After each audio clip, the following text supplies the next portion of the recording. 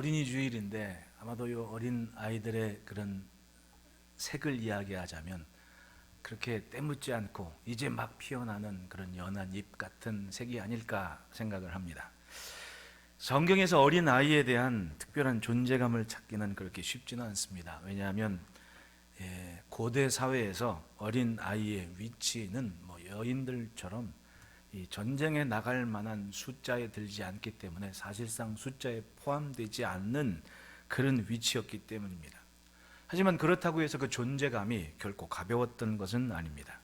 특히 하나님께서 하신 구원의 역사나 구속사적인 관점에서 볼 때 어린 아이 시절부터 각별한 의미를 두고 양육된 모습을 찾을 수가 있습니다.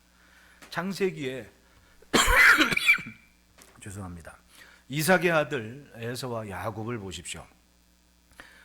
엄마 뱃속에서부터 강렬한 소망을 가졌던 야곱의 일생은 성장하면서 독특한 은혜와 약속의 기업을 이루는 신앙이 됐습니다. 그리고 야곱의 아들들 중에 요셉을 보십시오. 어려서부터 야곱의 각별한 사랑을 받지 않습니까?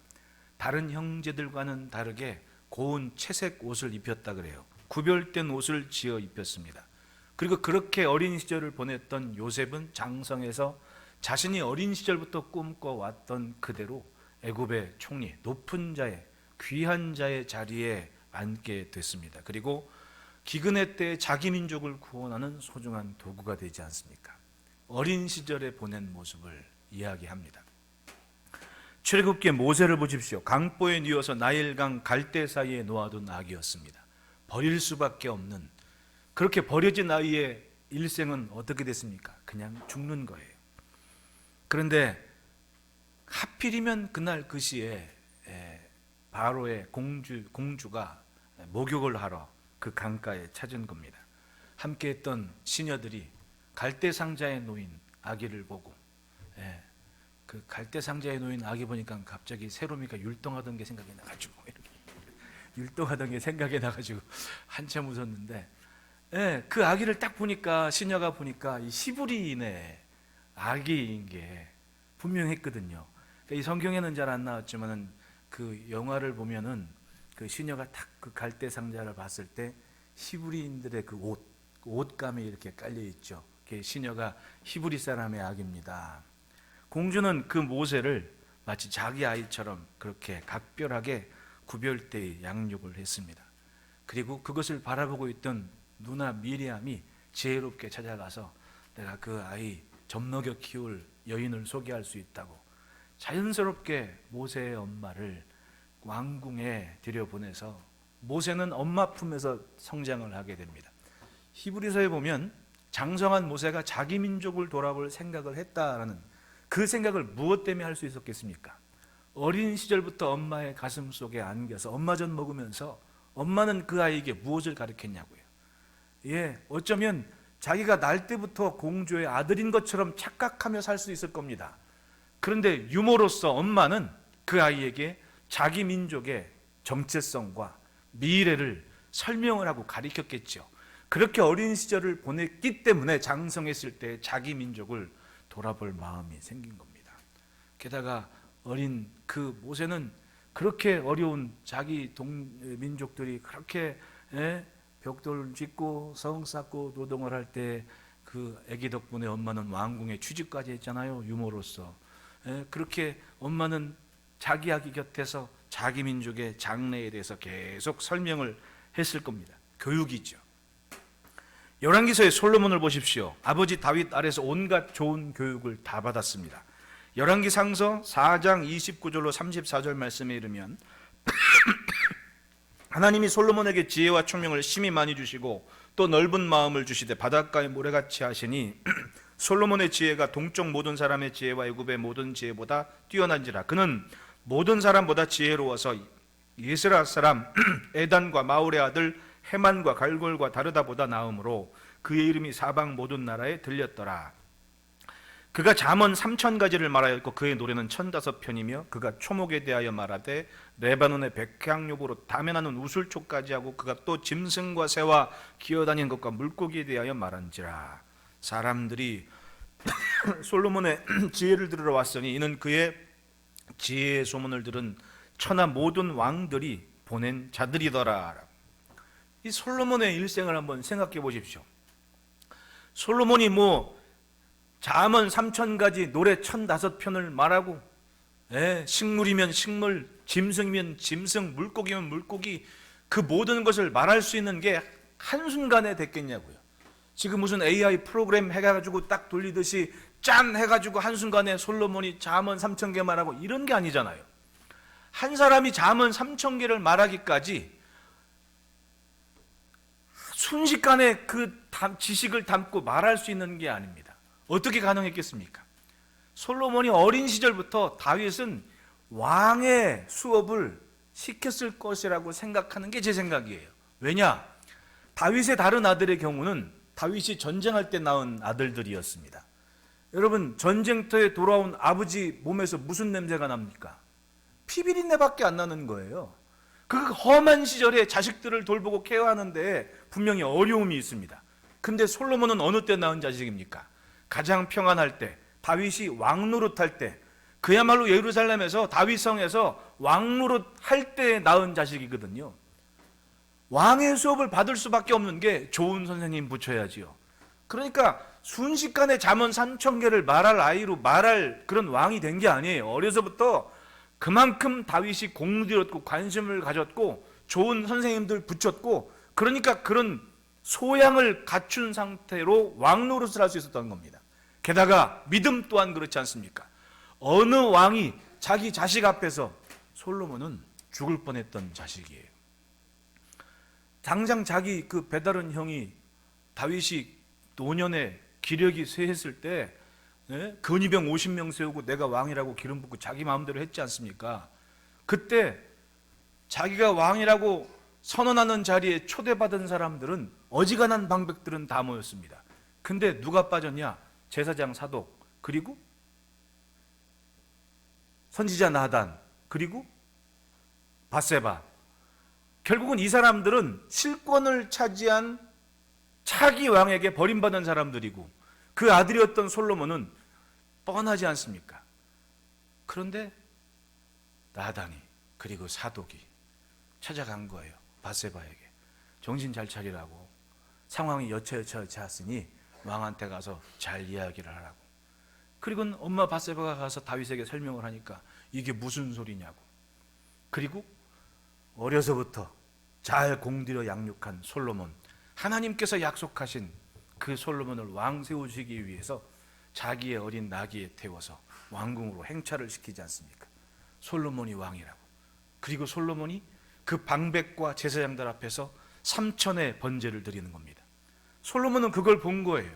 그러니까 얼마나 아버지가 하나님 앞에 절실했음을 보았겠습니까? 그리고 자신의 운명이 아버지가 3,000의 번제를 드리기 전과 후가 달라진 것을 깨달았습니다. 전에는 모든 방백들이 형 아도니아가 왕인 줄 알았습니다. 그런데 아버지가 3,000의 번제를 드린 이후에 아버지가 공언을 하지 않습니까? 예루살렘의 왕은 솔로몬이다. 그러니까 아버지 죽고 자신이 왕노릇할 때 하나님께 소원을 가지고 지혜를 구하는 1,000의 번제를 드릴 수가 있었던 거예요. 어떻게 이루어집니까? 어린 시절부터 다윗은 그 아들 솔로몬에게 관심을 드렸을 것이고, 결국은 그 믿음의 후원이 하나님이 솔로몬에게 지혜와 총명을 심히 많이 주시고 또 넓은 마음을 주시되 바닷가의 모래같이 하신 이와 같은 은혜의 때를 만날 수 있게 되었다는 이야기입니다. 결국 부모는 어린 아이의 성장 과정에 막대한 영향을 받는 겁니다. 여러분, 가장 좋은 스승은 엄마 아빠예요. 가장 많이 배우는 게 엄마 아빠를 통해서 배우는 거예요. 안 그렇습니까? 여러분 자녀들 딱 보면 누가 생각납니까? 사는 말하는 거나 인성이나 성품이나 하는 게 그거 다 엄마 아빠 닮았지 그 어디 가서 닮아오냐고. 뭘 봐도 나 닮은 것이지 남 닮은 게 아니잖아. 남 닮으면 큰일 나죠. 내 자식이 나를 닮은 겁니다. 우리 아들 밤에 잘 때 가끔 기도를 하거나 새벽에 들어가서 자고 있을 때 딱 보면 참 어쩜 그렇게 자는 모습이 지 엄마인지, 야 그거 어디 닮으라 그래서 닮았겠습니까? 자고 있는 폰 보니까 딱 지 엄마예요. 야 어쩜 이런 걸 닮냐. 깜짝 놀랐습니다. 그 그거는 뭐 인성이건 성품이건 성격이건 뭐 말하는 거 행동 거지 하나하나 날 닮아라 날 닮아라 한 것처럼 그렇게 닮아요. 하는 짓이 그거 남 닮는 게 아니거든요. 날 닮아요. 가장 훌륭한 스승은 바로 엄마 아빠인 거예요. 누군가의 부모로서 사는 것은 큰 사명입니다. 어떤 생각과 마음이 담기는지 무엇보다도 하나님께서 이루실 소망을 품는 것이 자녀를 향한 가장 소중한 믿음이라는 겁니다. 예수님도 어린 시절이 있으셨습니다. 하나님의 아들께서 태초의 말씀이신 하나님께서 사람의 몸을 입고 이 땅에 오셔서 유년기를 거치셨고 청소년기를 거치셨고 그리고 청년기를 가졌습니다. 뭐 그때 사회로 따지자면 뭐 어린 시절에 일찍 뭐 한 20살 되기 전에 장가가고 그랬으면 33살 30대 이미 장년의 역할까지 다 되는 겁니다. 인생을 사신 거예요. 예수님께서 직접 인생의 적절한 시기마다 주님의 흔적을 찾고 주님 마음을 배운다면 우리는 이 땅에 예수 닮은 사람으로 살 수 있는 거예요. 할렐루야. 우리가 예수 닮은 사람이라는 거예요. 그래서 크리스찬이라고 하는 겁니다. 오늘 본문에서 예수님은 어린 아이의 모습을 통해 우리가 배워야 할 것을 말씀하셨습니다. 상황은 그렇습니다. 10장 1절 2절 말씀에 이르면 예수께서 거기를 떠나 유대지경과 요단강 건너편으로 가시니 무리가 다시 모여들거늘 예수께서 다시 전례대로 가르치시더니 바리새인들이 예수께 나와 그를 시험하여 묻되 사람이 아내를 버리는 것이 옳으니까. 예수님께서 갈릴리 가버나움에서 유대지경으로 그리고 요단강 건너편으로 다니시며 말씀을 가르치셨습니다. 그런데 그 자리엔 꼭 바리새인들 찾아와서 말씀을 듣고 질문을 해서 어떻게 하든 예수님의 말씀에 꼬투리를 잡으려, 그러니까 질문을 받으면 무슨 답을 내야 되는 거예요. 그게 랍비들의 책임인 거예요. 랍비는 젊은 친구들이 혹은 어린 아이들이 어떤 질문을 하든 그럴듯한 답을 내요. 그리고 이 시대는 혹은 지금도 마찬가지 율법에서 벗어나지 않는 정직한 답변을 내야 될 책임이 랍비들에게 있는 겁니다. 특히 지금도 이스라엘 랍비들은 그래서 나라가 모든 것을 책임지고 가르치는 교사들인 거예요. 예. 바리새인들이 무엇 때문에 왔겠습니까? 책 잡고 곶돌이 잡고. 왜냐하면 가만히 있어 보니까 예루살렘에 소문이 퍼지기 시작하는데 나사렛 출신 예수가 기가 막히게 가르치더라. 심지어는 그가 갈릴리에서 전파하는 말씀을 통해 들어보니 천국이 저희 것임이라 하죠. 거기에는 어부들이건 뭐 죄인들이건 뭐 세리들이건 다 천국 백성이라고 선포하고 다닌다더라. 그러니까 이 서기관들이나 제사장들은 놀라는 거. 어떻게 하든 이 타오른 불길 같은 이들의 모임을 막아놔야만 했고, 바리새인들은 거기에 와서 자신들의 전통을 가지고 예수에 대한 판단을 하는 겁니다. 그리고 어떻게 하든 망신을 줘서 예수님을 따라다니는 사람이 적어지게 만드는 책임감을 가진 사람들인 거예요. 그런데 그 자리에 누가 왔느냐? 어린 아이들을 어떤 사람들이 데리고 왔습니다. 왜? 만져주심을 바라고. 안수를 하든 복을 받건 기도를 받건 어떻게 하든 기대감을 갖고 데리고 오는데 제자들이 꾸짖는 겁니다. 거기에 대해서 예수님 말씀하시는 거예요. 14절입니다. 같이 읽어봅시다. 시작.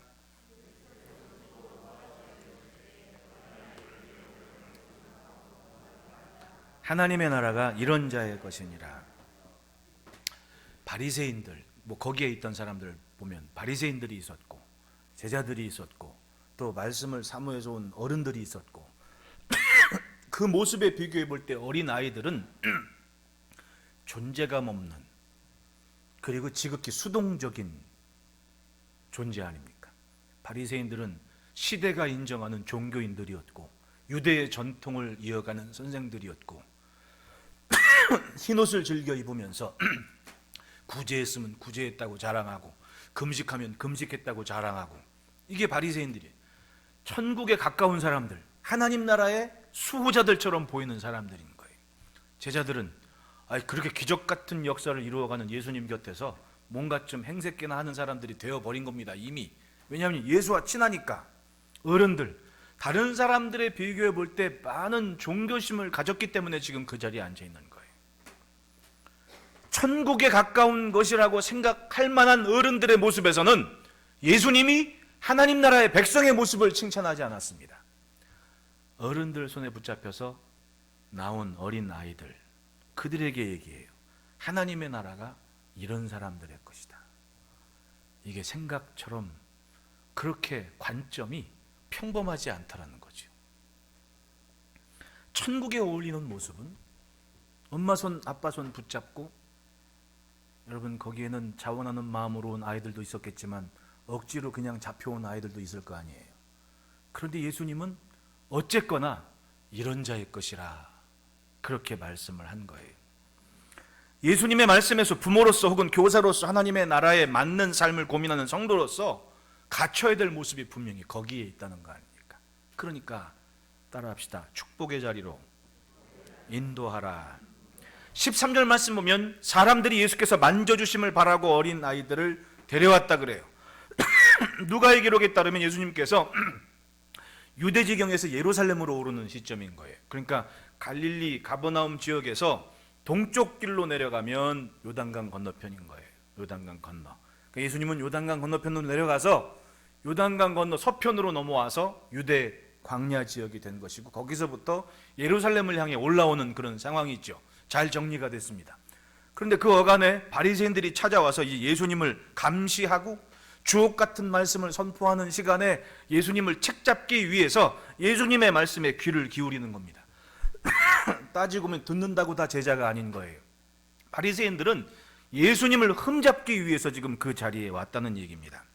여러분, 그런데 예나 지금이나 은혜되는 곳에 어떻게 하든 자녀들을 기도받게 하고 싶고 그런 마음 가지고 찾아오는 사람들이 있어요. 우리 교회 보십시오. 세름 예배 초하루 감사할 때 엄마 아들이 애들 깨워서 졸린 눈을 비비고 와가지고는 예배 시간에 앉아 있습니다. 그리고는 기도할 때 올라와요. 그게 자원하는 마음으로 기도받으러 올라온 아이들도 있지만 어떤 애들이 있습니까? 가만히 보니까 어른들이 줄 서서 목사님한테 기도받아야지, 그리고 줄 서서 기도받으러 오니까 재밌어요, 안 재밌어요? 세롬아, 재밌냐 안 재밌냐? 재밌어 보이거든. 그러니까 나도 줄 서서 하겠다고 온단 말이죠. 그런데 이 모습조차도 예수님께서 보실 때에는 하나님 나라가 이런 자의 것이라고 말씀하셨다는 그런 관점에서 이 성경을 한번 보십시오. 대단한 얘기 아닙니까? 선 것은 사람이지만 믿음이 만나는 시간이고 만날 것은 하나님의 응답과 은혜인 것을 믿기 때문에 그렇게 만져주심을 바라고 기도받는 거예요. 사람이 아닙니다. 하나님을 향한 기대감이 표현되는 시간이라는 얘기죠. 윌리엄 부스는 그런 말을 했습니다. 마귀가 우리의 자녀들에게 죄를 가르치기 전에 하나님을 가르쳐야 된다. 여러분, 넋놓고 있다 애들 밖에 나가서 제일 먼저 배우는 게 뭐예요? 욕부터 배워요. 저 옛날 전도사 때 어떤 애기 엄마가 하나 있더니 애가 5살 될 때 와가지고는 교회 와가지고 막 울어가지고 집사람한테 막 울면서 얘기하는 거, 도대체 왜 저 엄마가 저렇게 울면서 집사람한테 얘기하나 했더니 애가 자기한테 욕했다고. 그럼 애가 천사인 줄 알아요? 밖에 나가서 오면 욕부터 배우는데 살아남기 위해서 좀 거칠어 보여야 되고. 내가 솔직히 한번 물어볼까요? 시온아, 너 욕하냐 안 하냐? 솔직히 얘기해. 그래도 교회 안에서 자란 애들은요, 욕이 나쁜 걸 알아요. 왠지 아십니까? 저 거친 세상을 경험하기 전에 천사들을 경험했거든. 욕이 나쁜 걸 알아요. 이 애들은 욕을 잘 안 한단 말이죠. 그런데 이런 과정이 없는 애들은 길거리에 딱 나가자마자 뭐부터 배워요? 살아남기 위해 욕부터 배우는 거예요. 부스는 그 얘기를 하는 겁니다. 마귀가 우리의 자녀들에게 죄를 가르치기 전에 먼저 하나님을 가르쳐라. 선한 것, 영적인 것을 먼저 배우면 악한 게 뭔 줄 알고 분별을 할 수 있다는 거예요. 넋놓고 있다가 뭘 고치는 겁니까? 죄를 먼저 배우게 된다는 얘기죠. 속담에 그런 말이 있습니다. 3살 버릇 어디까지?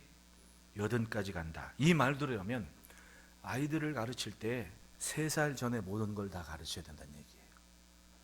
요즘 시대가 또 얼마나 빨라요. 3살 전에 할 거 다 하게 됩니다. 농담이 아니고. 3살이 가장 중요한 전환점이 돼요. 그러니까 제 친구 하나는 애 돌 전에 체벌을 하더라도 돌 전까지 끝내야 된다고. 언젠가 한번 친구들 자녀 모여가지고 여름 휴가 때 같이 만나가지고 동해안으로 놀러 갔는데 이게 애들 만나면 싸우기도 하고 욕도 하고 그러잖아요. 어려도 할 거 해요. 어려도 나쁜 짓 할 건 해요. 그런데 제가 그 얘기를 해요. 여러분, 돌전에 애 회초리 드는 게 세요? 3살짜리 회초리 드는 게 세요? 강도가. 회초리질을 잘 안 해서 잘 모르시는구나. 여러분, 돌 맞은 애기 회초리를 세게 때려요? 3살짜리 회초리를 세게 때려요? 3살짜리가 훨씬 세요. 가르치려면. 예. 그러니까 돌 전에 그 애기를 무릎 꿇혀 놓고 발바닥을 때리는데, 야, 꼭 그렇게 해야 되냐? 아, 이 돌 전에 해야 된다고. 예. 그러니까 그 애가 지금은 커가지고는 엄마 아빠 그렇게 귀염 떨고 아들인데 지금 수학 선생님 되려고 대기 발령 지금 기다리고 있는 거예요 이제. 예? 그 애기가 잘 자랐습니다. 가만히 보니 그 말이 맞는 것 같아요. 3살 전에 모든 좋은 걸 다 배울 수 있는 관심과 사랑이 있어야 잘 양육이 된다고요. 그때 금이야 오기야 하고 뭐 눈에 넣어도 안 아프지 이러면서 했다가는 후회할 일이 있다는 얘기죠. 3살 전에. 왜? 3살 때 80까지 바라보는 인성과 성품이 이미 다 결정된다는 거 아니에요. 사무엘을 보십시오.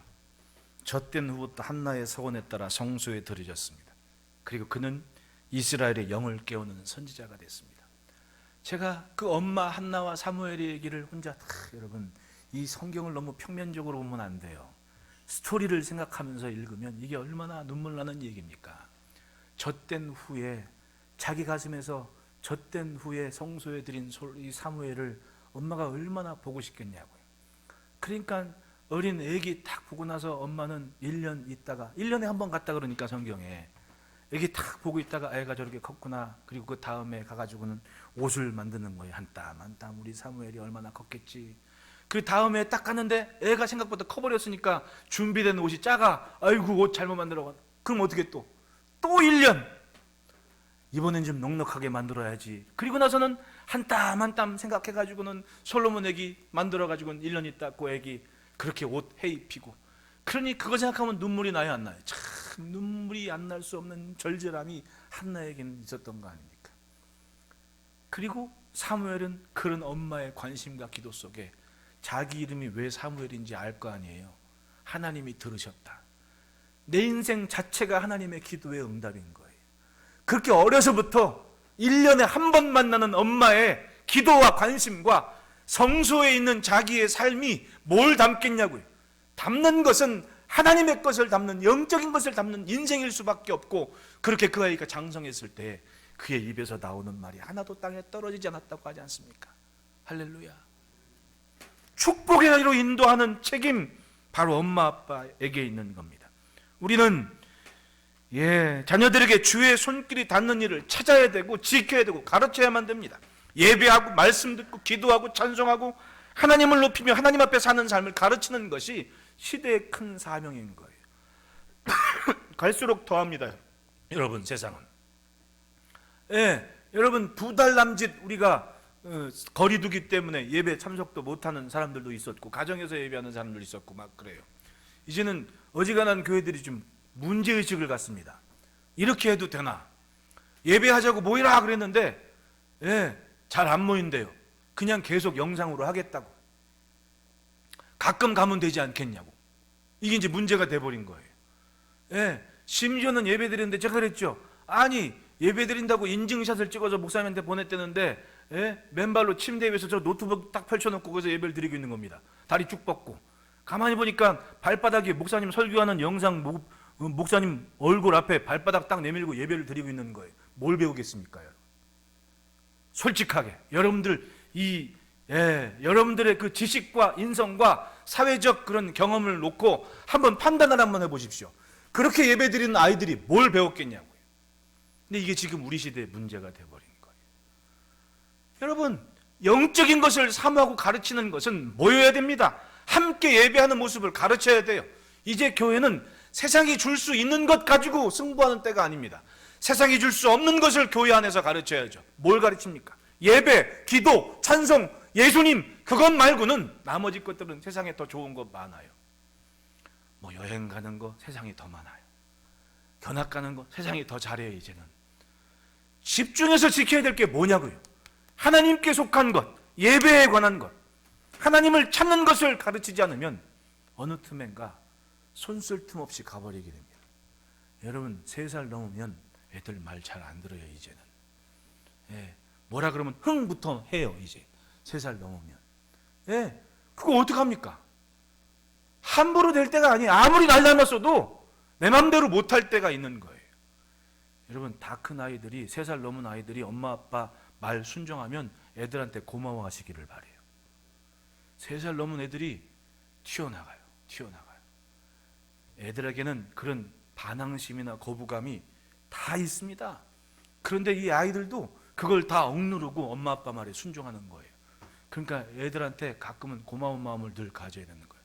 제가 언제 알았냐면, 애기 3살 땐가 언젠가 이제 저하고 둘이 애기하고 이제 엄마 레슨한 데 가가지고 엄마 데리고 오자고 이제 갔단 말이에요. 상계동 저 어디 지금 저 우리 유지환 권사님 사는 그 동네 어딘 것 같아 지금 기억에. 근데 이제 거기 와가지고 이제 엄마 기다린다고 둘이 딱 있는데, 이제 밖에 산책하려고 마당에 딱 나와가지고 제가 장난을 쳤죠. 야 진영아, 너는 너 가고 싶은 대로 가고 아빠는 아빠 가고 싶은 대로 가자. 그리고 딱 해서 하나 둘 셋 했는데, 나는 요 3살짜리 꼬마가 아빠를 따라올 줄 알았거든요. 너는 너가 가고 싶은 대로 가고 아빠는 아빠 가고 싶은 대로 간다. 하나 둘 셋 하고 딱 뛰는데 반대편으로 가더라고. 야, 그때 알았죠. 아무리 어린 애들이지만 아빠랑 반대로 하고 싶은 마음이 있구나. 근데 그 아이들을 그냥 내버려둬 보십시오. 어떻게 자라겠냐. 영적인 것은 더 그렇습니다. 축복의 자리는 더 그렇습니다. 예, 자기의 의지를 가지고 뭔가 하려 하는 때를 넘어서 하나님의 뜻에 순종하고 복종하는 것은 엄마 아빠가 가르치지 않으면 늦어요. 학교나 학원 못지않게 중요한 것이 교회 가는 것인 줄 가르쳐야 돼요. 언제? 3살 전에.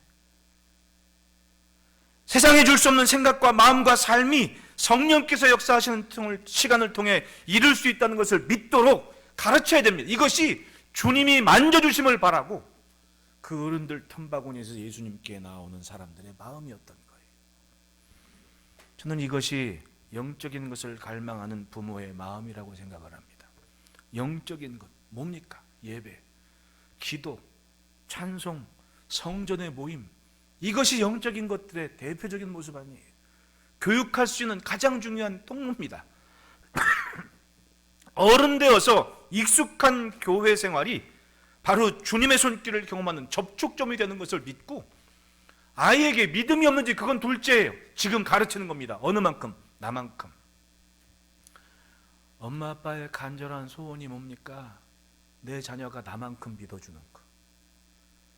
여러분 솔직히 지금 뭐 장성한 자식을 두신 할머니 할아버지들도 계시지만, 내가 보기에 내 자식들이 나만큼 믿음이 있는 것 같아요? 예?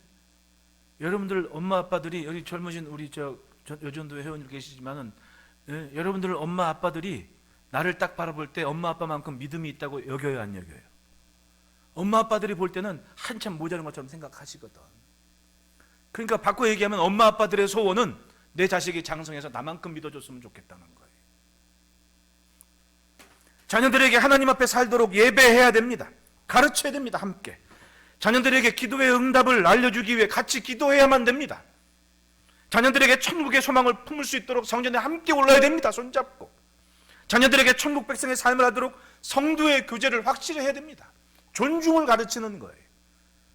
그것이 바로 만져주심을 바라고 주님 앞에 나온 어른들의 마음이었던 거예요. 평범할 때는 몰라요. 혹시라도 홀로 감당하기 어려운 순간에 자연스럽게 그 신앙의 맥을 이어가도록, 마치 이삭이 자기 아버지 아브라함이 팠던 눈물을 팠던 것처럼.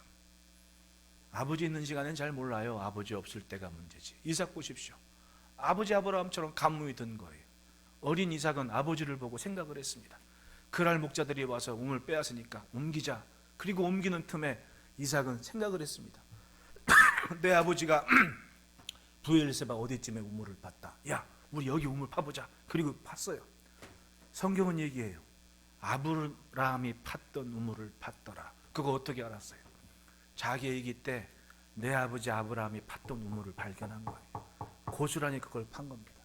아브라함은 아들 이삭에게 영적인 것을 남겨줬습니다. 그리고 이삭은 기근의 때, 가뭄의 때 100배의 결실을 얻는 유력한 농부 됐지 않습니까? 할렐루야. 주님의 만져주심을 바라는 마음은 영적인 것을 가르치는 부모 마음인 거예요. 그것은 남이 가르치지 않습니다. 내 삶이 아이에게 담아주는 거예요. 우리 같이 기도하자. 그러니까 애 울고 못 찬다고 함부로 막 해줄 거 해주고 그러는 거 그렇게 좋은 거 아니에요. 작은 것 하나라도 그래? 그럼 같이 기도하자. 작은 것 하나지만 내가 보기엔 유치해 보일 수도 있지만 기도한 다음에 어느 날 또 기도하자. 그리고 아빠가 그렇게 좋아했던 뭐 인형 하나라도 놔준다든지 그러면 어린 아이들은 거기서 그걸 배워요. 야, 이거 기도의 응답이다. 아무것도 아닌 것 같은데 그걸 가르치는 것이 영적인 것을 가르치는 것이라는 얘기입니다. 둘째로는 따라합시다. 천국 시민의 모습을 배우라. 예수님께서 말씀하십니다. 꾸짖는 제자들을 보시고 노하시어 이르시되 어린 아이들이 내게 오는 것을 용납하고 금하지 말라. 하나님의 나라가 이런 자의 것이니라. 예수님께서 말씀하십니다. 딱 집어서 하나님의 나라는 이런 어린아이 같은 사람들일 것이다. 당시의 종교인들은 하나님의 나라 이스라엘의 영광이 마치 바리새인들처럼 규모 있고 전통이 분명한 그들이 점유하는 그들이 마치 하나님 나라의 특권층인 것처럼 생각을 하고 살았습니다. 그러니까 바리새인 보면 항상 주눅 들었죠. 누가복음에 있는 예수님의 기도 가르침 보십시오. 바리새인들은 성전에 와서 세리들은 항상 죄인처럼 막 얼주에 내가 죄인 데리고 기도하는데 바리새인들은 당당하게 서서 고개 쳐들고 내가 저 세리와 같지 않게 하심을 감사합니다 하나님 이렇게 기도하니까 사람들이 듣기에 누가 더 하나님하고 친한 사람처럼 보여요. 바리새인들이 마치 하나님한테 친한 사람처럼 생각을 하고 있는 겁니다. 왠지 종교적이고 경건미 넘치는 사람들이 천국에 참 어울릴 것 같은 생각을 하게 돼요. 그런데 그 틈바구니에서 어린 아이들이 엄마 손 붙잡고 아무것도 모르고 와가지고는 예수님 앞에 나오고 있는 거예요. 그러니까 제자들도 이게 어울리지 않게 이 경건미 떨어지게 뭔 짓이냐고 어수선 맞게 이런 생각일 수도 있었겠죠. 근데 예수님이 심각하게 노하셨다 그래요. 저는 그 노하심은 그렇게 된 척하고 종교적인 양하고 서 있는 바리새인들을 보라고 하신 화가 아니셨을까라고 생각을 해요. 그리고 얘기합니다. 천국은 하나님의 나라는 이런 자의 것이다. 아무것도 모르고 엄마 손잡고 예수님의 만져주심을 바라고 멀뚱멀뚱 나왔던 어린 아이들인데 천국 백성은 바로 이런 사람들을 얘기하는 거야. 이렇게 얘기하고 계시더라는 거죠. 심각한 자리에 어울릴 것 같지 않은 의외의 존재에서 예수님은 확실한 하나님 나라 백성의 모습을 보았습니다. 바로 어린 아이였습니다. 부모이든 어른이든 누군가의 손에 이끌려 예수님 앞에 나올 때에 거절하지 않고 어른이 좋게 여기는 것을 좋은 것으로 알고 따르는 그 모습을 보십시오. 이게 어린아이 하나님 나라 백성의 모습이었다고 얘기하지 않습니까? 당시의 종교인들은 그것이 없었습니다. 유대교의 전통이 하나님의 말씀보다 앞선 사람들이었습니다. 그 시대의 종교인들을 보십시오. 하나님의 아들이 사람의 몸을 입고 와서 나 왔다고 얘기했는데도 전통을 넘어서지 않습니다. 오히려 그 아들 예수를 십자가에 못 박게 죽게 내어보낸 사람들이 그 종교인들이었습니다. 된 줄 알았습니다. 천국과 가까운 줄 알았습니다. 그런데 그 자부심이 하나님의 아들을 인정할 수 없게 만들었습니다. 따라합시다. 알아서 병이다. 어줍지 않게 아는 게 병이에요. 그러니까 예수님을 몰라보는 거 아닙니까? 자기들이 바리새인이니까. 나 시장통에 나가면 백성들이 알아보는 종교인이라고. 구제했으면 구제했다고 나팔도 불고 금식하면 금식한다고 티 좀 내고. 그러니까 누가 봐도 종교인, 게다가 흰옷을 즐겨 입고. 예수님이 다 지적하신 거예요. 너희들이 생각하는 종교인, 하나님 나라 백성의 전통을 잡아한다고는 저 사람들, 이 어린 아이, 이러한 자가 하나님 나라의 백성이라고. 얼마나 비교가 됩니까? 마태복음 18장 4절에 그러므로 누구든지 이 어린 아이와 같이 자기를 낮추는 사람이 천국에서 큰 자니라. 어린아이는 그저 어른 손에 따릅니다. 싫든 좋든 어른이 준비한 것을 먹고 어른이 준비한 것을 누립니다. 여기 누군가의 손에 이끌려 예수님 앞에 나온 어린아이들을 보십시오. 솔직히 그 시대의 종교인들과 차이가 나는 모습입니다. 아무것도 없습니다. 아무것도 자기 주장이 없습니다. 그저 솔직합니다. 위선이 없는 거예요. 예. 애들이 예쁘고 좋고 애들만 만나면 기분 좋은 게 뭐예요? 거짓이 없거든요. 솔직하거든요. 그 속이 후련해요. 위선이 없습니다. 예?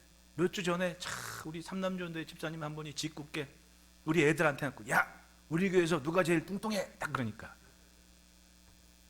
세롬이, 어디 갔어? 세롬이가 하는 말이, 목사님이 들으면 기분 나쁘실 수도 있겠지만 그 다음은 뻔한 거 아니에요. 예. 근데 그렇게 말하는 게 얼마나 영특하고 귀엽습니까? 솔직히 안 그래요? 목사님이 들으면 기분 나쁠 수도 있겠지만은, 예. 그게 솔직함이에요. 위선이 없이 솔직한 자기 표현. 어른들은 척을 잘해요. 있는 척하고 배운 척하고 믿음 좋은 척도 하고, 그러다 모든 관계에 척을 져요. 주변에 사람이 없어지는 겁니다. 어린아이는 척이 없습니다. 그냥 순수합니다. 복선도 없습니다. 실컷 싸웠다가, 우리 손잡고 같이 세븐일레븐 가자 그리고 가는 거예요. 얼마나 솔직합니까? 이 어린아이, 누군가의 손에 이끌려 예수님 앞에 선 아이는 어쩌면 우리가 닮아야 할 모습인 거예요. 좋든 싫든 손잡고 주님 앞에 만져주심을 바라고 올 때에 이 어린아이는 도망가지 않고 엄마 손잡고 아빠 손잡고 어른들 손잡고 그렇게 주님 틈바구니에 왔던 겁니다. 주님 앞에 서기를 거절하지 않는 심성과 자세, 그것이 하나님 나라 백성의 자세라는 겁니다. 그래서 따라합시다. 어린아이처럼 받들라. 15절 다 같이 읽습니다. 시작.